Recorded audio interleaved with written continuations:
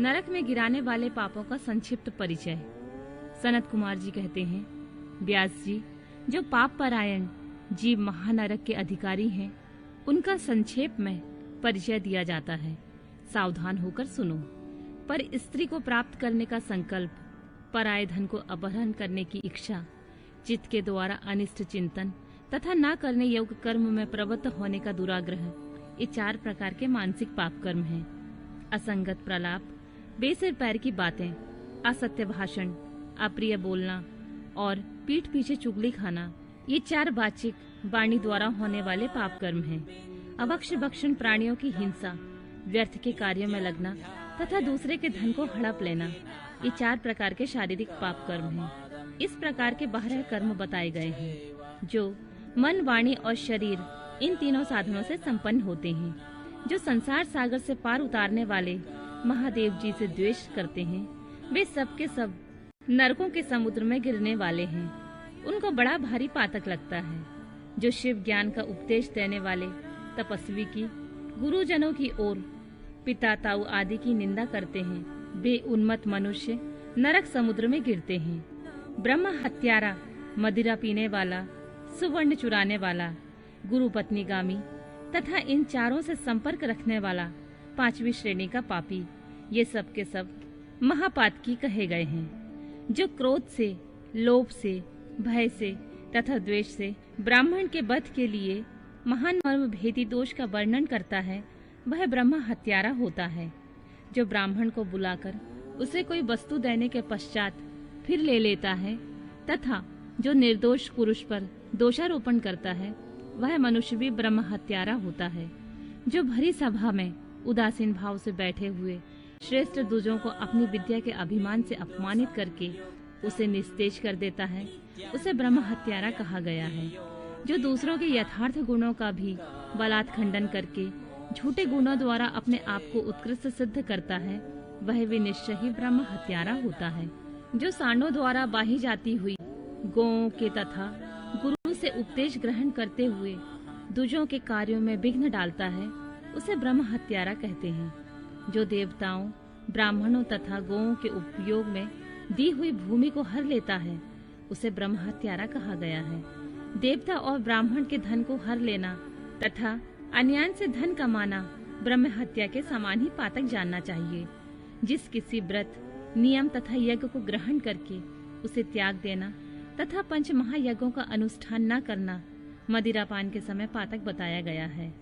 पिता और माता को त्याग देना, झूठी गवाही देना, ब्राह्मण से झूठा वादा करना, शिव भक्तों को मांस खिलाना और अभक्ष्य वस्तुओं का भक्षण करना ब्रह्म हत्या के तुल्य कहा गया है।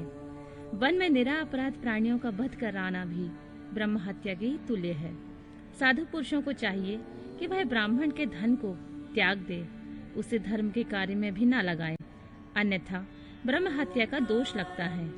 गौओं के मार्ग में, वन में तथा गांव में जो लोग आग लगाते हैं, वे भी ब्रह्म हत्या ही करते हैं। इस तरह के जो भयानक पाप हैं, वे ब्रह्म हत्या के समान माने गए हैं। ब्राह्मण के द्रव्य का अपहरण करना,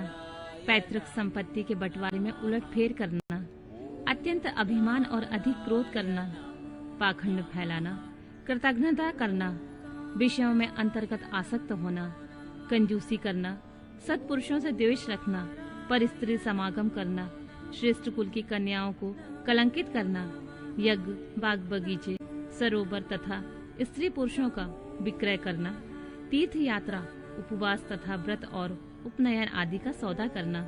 स्त्री के धन से जीविका चलाना, स्त्रियों के अत्यंत वशीभूत होना, स्त्रियों की रक्षा न करना और छल से पराई स्त्री का सेवन करना, ब्रह्मचर्य आदि व्रतों का त्याग देना, दूसरों के आचार का सेवन करना, आसत शास्त्रों का अध्ययन करना, सूखे तर्क का सहारा लेना, देवता, अग्नि, गुरु, साधु तथा ब्राह्मण की निंदा करना, पितृयज्ञ और देव यज्ञ को त्याग देना, अपने कर्मों का परित्याग करना, बुरे स्वभाव को अपनाना, नास्तिक होना, पापों में लगना तथा सदा झूठ बोलना, इस तरह के पापों से युक्त स्त्री पुरुषों को उपपातकी कहा गया है। जो मनुष्य गौओं, ब्राह्मण कन्याओं, स्वामी, मित्र तथा तपस्वी महात्माओं के कार्य को नष्ट कर देते हैं,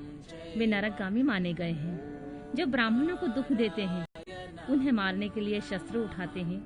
जो द्विज होकर शूद्रों की सेवा करते हैं तथा जो कामवश मदिरापान करते हैं, जो पाप परायण, क्रूर तथा हिंसा के प्रेमी हैं, जो गौशाला में, अग्नि में, जल में, सड़कों पर, पेड़ों की छाया में, पर्वतों पर, बगीचों में तथा देव मंदिरों के आसपास मलमूत्र का त्याग करते हैं, बांस, ईंट, पत्थर, काट, सींग और कीलों द्वारा जो रास्ता रूंधते या रोकते हैं, दूसरे के खेत आदि की सीमा मिटा देते हैं, छल से शासन करते हैं, छल कपट के ही कार्य में लगे होते हैं, किसी को ठग कर लाए हुए पाक,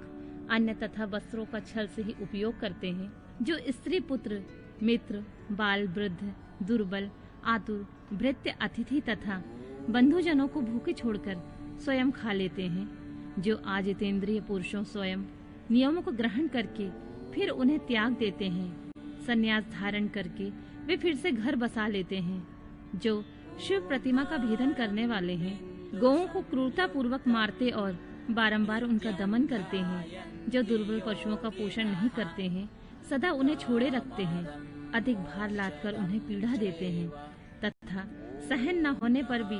बलपूर्वक उन्हें हल या गाड़ी में जोतते हैं अथवा उनसे असहा बोझ खिंचवाते हैं, जो उन पशुओं को खिलाए बिना ही भार ढोने या हल खींचने के काम में जोत देते हैं, बंधे हुए भूखे पशुओं को चरने के लिए नहीं छोड़ते हैं, जो भार से घायल, रोग से पीड़ित और भूख से आतुर गाय बैलों का यत्न पूर्वक पालन नहीं करते हैं, वे सब के सब गौ हत्यारे तथा नरकगामी माने गए हैं, जो पापिष्ट मनुष्य बैलों के अंडकोश कुटवाते हैं और बंध्या गाय को जोतते हैं, वे महानार्किक हैं, जो आशा से घर पर आए हुए भूख, प्यास और परिश्रम से कष्ट पाते हुए और अन्य की इच्छा रखने वाले अतिथियों, अनाथों, स्वाधीन पुरुषों, दीन, बाल, वृद्ध, दुर्बल और रोगियों पर कृपा नहीं करते हैं, वे मूढ़ नरक के समुद्र में गिरते हैं। मनुष्य जब मरता है तब उसका कमाया हुआ धन घर में ही रह जाता है, भाई बंधु भी शमशान तक जाकर लौट आते हैं, केवल उसके किए हुए पाप और पुण्य ही परलोक के पथ पर जाने वाले उस जीव के साथ जाते हैं, जो औचित्य की सीमा को लांघकर